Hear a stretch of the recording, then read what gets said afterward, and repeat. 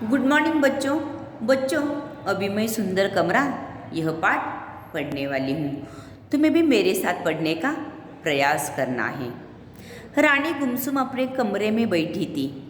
माँ उसके पास आई और प्यार से उसके सिर पर हाथ रखकर बोली, क्या हुआ रानी, इतनी चुपचाप क्यों हो? रानी ने धीरे से कहा, माँ आज मैं अपनी दोस्त अलका के घर गई थी। उसका कमरा भी देखो जो बहुत सुंदर लग रहा था।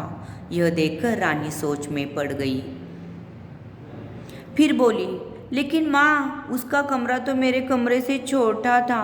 मेरे कमरे में तो 2 अलमारियाँ हैं और उसके कमरे में तो केवल एक, लेकिन फिर भी उसका कमरा मेरे कमरे से सुंदर लग रहा था।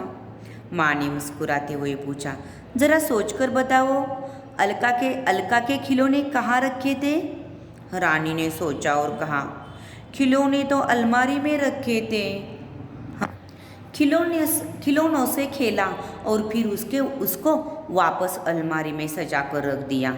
माँ ने रानी को अपने पास बैठाया और बोली, रानी तुम्हारा कमरा इसलिए सुंदर नहीं लग रहा है क्योंकि तुम अपने कमरे को ठीक से नहीं रखती हो।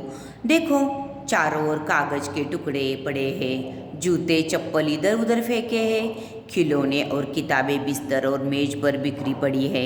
रानी ने पूरे कमरे को एक बार ध्यान से देखा और बोली, माँ आप ठीक कह रही है। वह उठी और बिखरी हुई चीज़ों को उठाने लगी, लेकिन उन चीज़ों को कहाँ रखे उसे समझ में नहीं आ रहा था। माँ ने हंसते हुए पूछा, क्या हुआ रानी, इन सब चीज़ों को मैं कहाँ रखूँ? रानी बोली, खिलौनों को तो इस अलमारी में रख दो। माँ ने अलमारी खोलते हुए कहा। रानी ने धीरे धीरे सारे खिलौने अलमारी में सजा दिए। अब आई किताबों की बारी, वो भी दूसरी अलमारी में सज गई। माँ ने लाल पीले रंग की चादर बिछा दी और तकिया भी लगा दिया।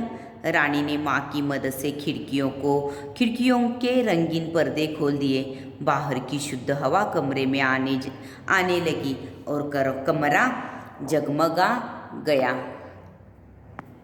अचानक रानी ने देखा कि एक रंग बिरंगी चिड़िया खिड़की पर बैठी और चहचहाने लगी। रानी को लगा कि वह कह रही है, रानी तुम्हारा कमरा बहुत सुंदर है।